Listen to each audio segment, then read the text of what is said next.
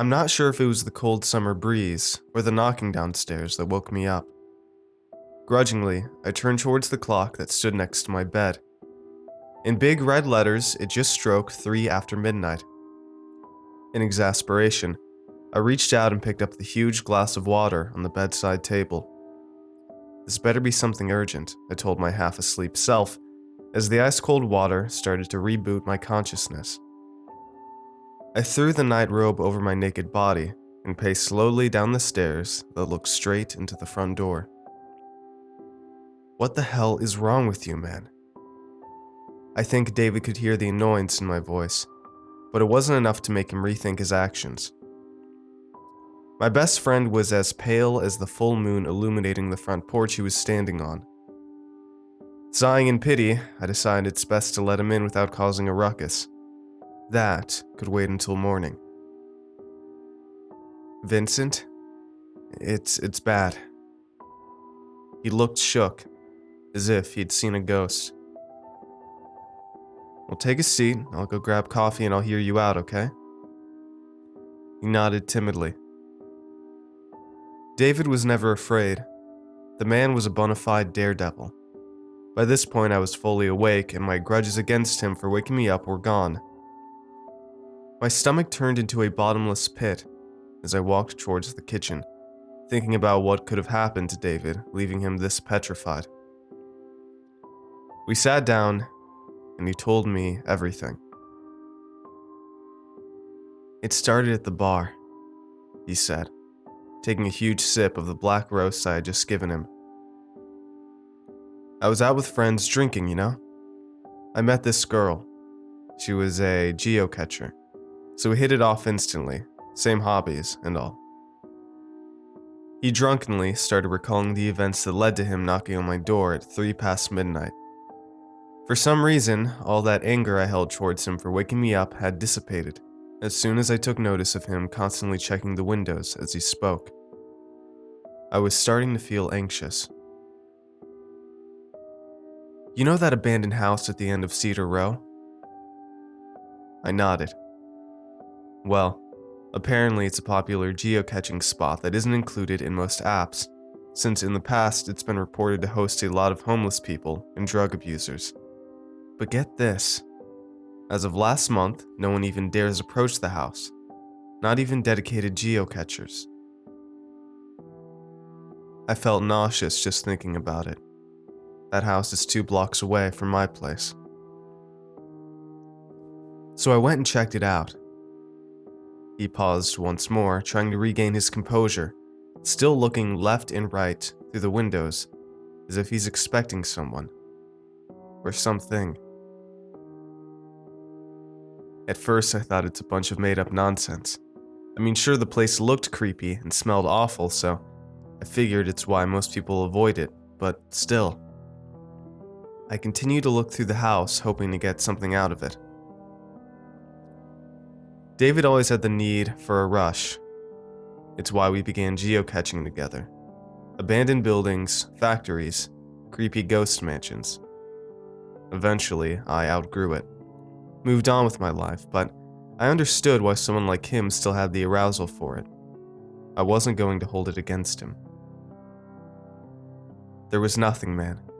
I was disappointed, so I figured I'd leave, go home, get some rest, and deal with my hangover tomorrow morning. I could visually see something change in David as soon as he paused to look around once more, making me even more alert. What's wrong with him? I was just about to leave when I saw her again. Her? I asked, bewildered. The girl from the bar, but something was different about her. Her eyes were animal-like, almost like those of a cat. Yellow and, well, definitely not human. He struggled to put his description into words. At this point, I was chucking everything up to him being extremely drunk and delusional. I didn't have the heart to stop him and tell him off, so I let him continue. She slowly started walking towards me. I tried talking to her. She wasn't responding to anything. Each step she took was faster than the previous one. By the time she was halfway through the little alleyway, she was practically jogging towards me. I was lucky, man. I was so lucky the house's yard was that long. I began to run towards the backyard, hoping to find a way to avoid her. I could hear her steps behind me, inches away. I was almost within her reach. David's eyes teared up. Sobbing, he continued his story. Obviously, the poor guy was frightened out of his mind. Somehow, I managed to get away through the backyard. I walked for a few blocks before coming here. I didn't want to get you involved, man. I'm so sorry, but I had no place to go.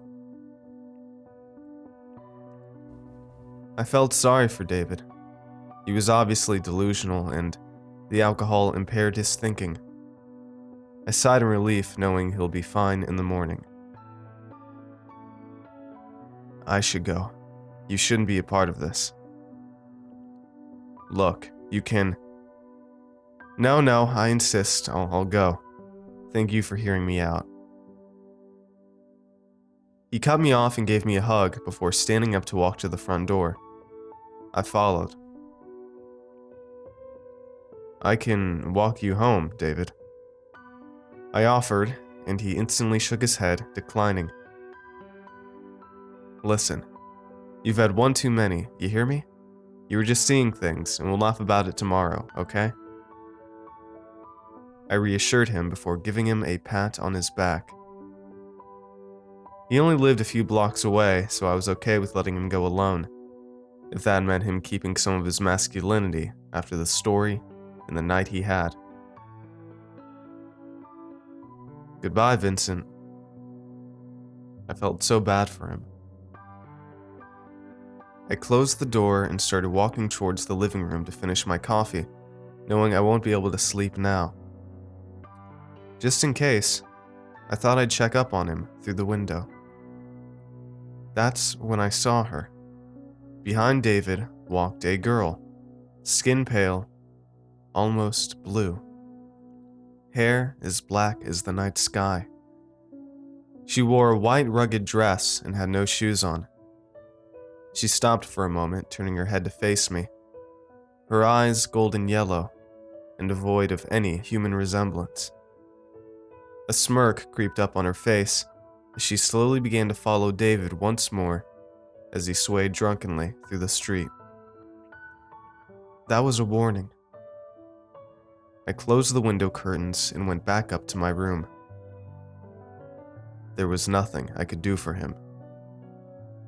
I don't think I'll be hearing from my best friend ever again.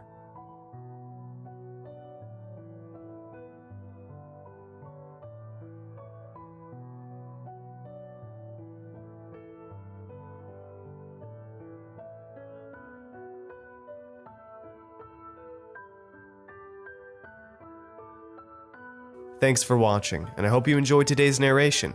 I want to give a huge thanks to last month's $5 and up patrons. Starless, Tara, William L, Linda H, Christopher B, Hunter D, Letty M, Ronnie K, Lake S, Meg C, Tim D28, Mr. Creeps, and all of the $2 and up patrons on screen as well. All of your support makes these narrations possible, and I appreciate it a ton. If you'd like to join these lovely ghouls, I'd appreciate it if you check out my Patreon page. For just $1 a month, you'll get an exclusive narration that will never, ever be uploaded to my channel. Usually, one a bit too extreme for YouTube. So that's at least one extra video every month for just $1, if not more. For $2 a month, you'll get thanked in the end scroll of every video, and for just $5 a month, I'll shout you out at the end of every video personally. You also get exclusive Discord roles for those perks as well. If you'd like to chat with me for a bit, you can join me on a monthly live stream for just $10 a month and get a signed merch sticker for $25 a month. And if you're in the market for some horrifying shirts and hoodies, you can head on over to my Teespring store in the description as well. And don't forget to follow me on Twitter at @SecondClancy. I want to thank you all for watching, and I will see you all next time. Have a good night, everybody. Cheers.